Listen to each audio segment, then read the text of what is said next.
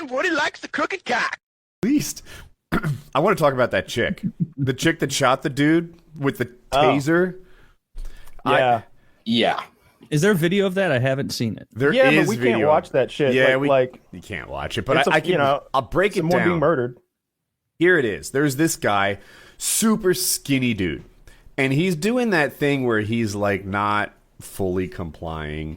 Right? The cops have wrist control, and he kind of sits back in the car. He's not like actively swinging and taking some stance or anything, but he's just not like, putting his hands behind his back. Like this, he's on a resistance scale of 1 to 10. He's giving him like a 3 or something. Yeah. Right.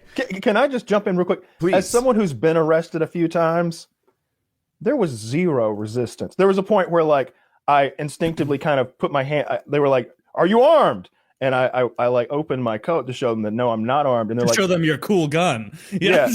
I was like, you goddamn no.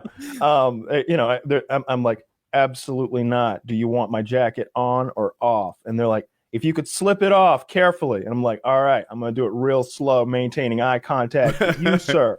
I hope you're the first one to shoot if you see a gun. Hey, if you see something, shoot. But I got nothing. Like I'm so compliant. Yeah. I'm like, which hand do you want behind my back first? And I'm being like extra flexible because I know what it's like to handcuff somebody. I've handcuffed plenty of people. Believe me, it's hard to get them on sometimes.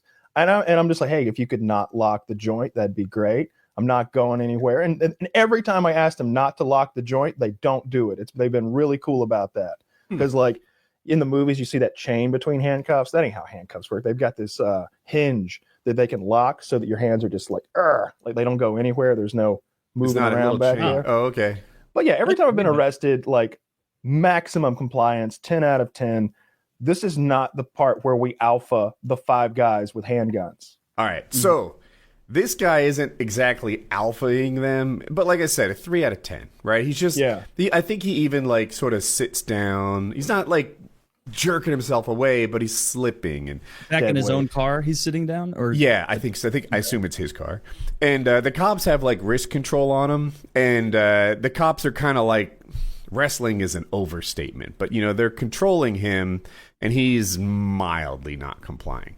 Meanwhile, this chick, and you can see it on her body cam, is like behind the male cops that are like wrist controlling and sort of like they're about to pull him out of the car and handcuff him and such. And she pulls out what she thinks is her taser. And now she wants to help the boys lock this guy up. She is like a 50-year-old, out-of-shape, worthless cop. Absolutely worthless.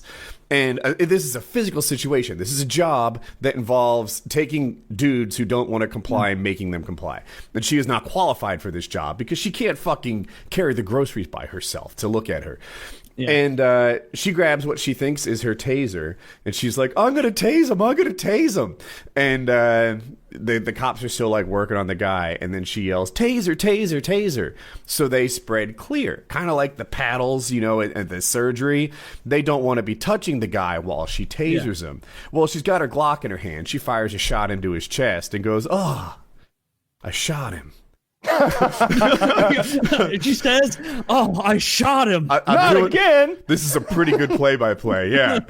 As the guy speeds away, like when she shoots, he speeds off in the car. I would argue he sped away after the him. shot and because of the shot. Yeah, he was probably see it that way too, Brandon? Yeah. You know what I would do? I would drive away too. I'd be horrified to the woman who mistook a taser for a gun and was firing wildly. His last words were, "Oh fuck, that wasn't a taser." Tasers really hurt. So the way I remember it, she shot him. He's like, "Oh, damn it, they're shooting. I better drive away." He does. Yeah. He doesn't make it very far at all and dies. Yeah.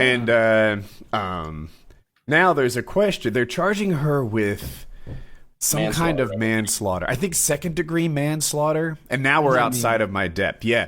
So my friend looked it up, what second-degree manslaughter is.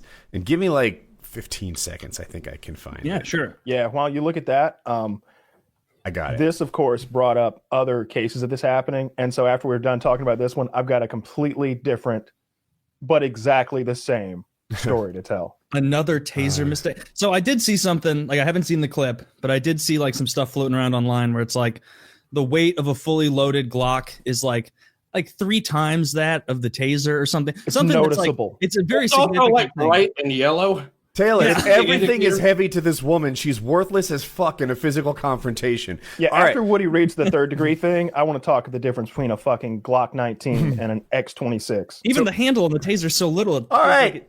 Next. Yeah, go ahead. Manslaughter in the second degree. A person causes the death of another by the following means is guilty of manslaughter, yada, yada. The first condition, the one that applies here, the person's culpable negligence whereby the person creates an unreasonable risk and consciously takes chances of causing death or great bodily harm.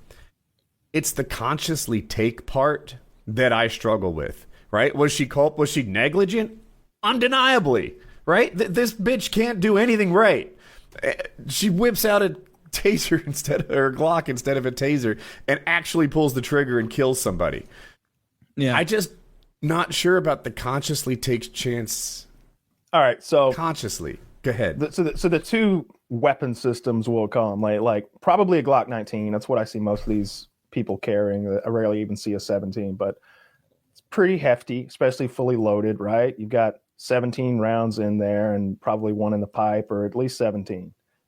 I don't know exactly what it weighs off the top of my head. Let's call it 2.25 pounds or something, just making that number up. The grip, the everything about it is noticeably different than an X26 Taser. Not only that, an X26 has a safety on it. It's got a thumb safety on the left side. Okay, so like, I'm just putting myself like if you blindfold me and you put both things on the table, instantaneously I know the difference just by feel. Yeah. And if that doesn't work, I know by weight. And if that doesn't work, I feel a little more, and like everything is different. Even the trigger guard on X26 is kind of this weird thing. On the Glock, it's completely different. Like this, the grip texturing, the knurling is completely different. The fact that there's a fucking safety that you would have to disengage before firing your taser should just be like, oh wait, this doesn't have a safety on it. Also, usually the way I see cops do it. Obviously, I've never worn a taser. I've used that particular taser before for stuff. I've shot people with it, but they've got their Glock on their right hip, if they're right-handed, and then on a cross draw, they've got the X26. So they got to reach across their belt and draw it from over there. That's how I usually see them wear that system. Hard to get that mixed up. What you have is someone who is, Woody kept pointing out how she's physically unqualified for the job. The real issue here, the failure, is a mental inability to do the job. Here's why. Let's say that she wasn't a both. woman. Let's say that she was a little person, right? She was An actual midget? yeah, 3'6" tall. No. We right? were talking physical, not mental, Woody. So the fact that she's a woman's irrelevant. If she was 3'6" tall, then she would have the same problem. She would have to be working through her weapon systems because she was fucking useless. No, that guy would be alive because handcuffing her little dwarf finger couldn't reach the trigger. Yeah, should have shot him in the thigh. The problem is Center mass. this solution should have Right in the been putting cuffs on a dude, right? And if it's a couple guys, you might get in there and everyone grabs a wrist or an ankle or something. They grab them out of the car. They do whatever it takes. But because she had nothing to offer in that category of police work, she had to fucking start grabbing Glocks off her hip. That was the problem. Like, there should be a physical qualification for a job that involves wrestling criminals. Period. Also, probably not being colorblind, I think, would help, considering she waved a clear Glock in front of. In the video, she's waving it around for like a solid 4 or 5 seconds at least. And I'm like, "Ooh, that's a Glock, honey. That's a Glock. That's not. Nope, not taser. Yeah, fuck. Nope, too late." Yeah, now he's dead because you. Yeah, I mean, it seems like a mixed bag. Like, if she was smarter, then she might have been like, oh, the guys are doing the heavy lifting. I'll just stand here and do my easy job. But the whole, I got to be, I did my part. I'm doing my part kind of thing. It's like Paul she Verhoeven, pulls out her Glock and blows the guy away. Like, yeah, I already saw that she resigned, which is which is basically like, you can't fire me. I quit. Oh, it's not even that. It was a situation where they called her into the office and they were like, you've got to go. We don't want to fire you. If you resign, you'll probably get part of your pension or this or that. Like you should resign so that you get these benefits and it looks better on your record. And that's what happened. It's a I think it was her. deal. It was her and her chief, I think, resigned. Good. Yeah, but that's not good enough. I heard if that's your brother who's dead, it's like, yeah.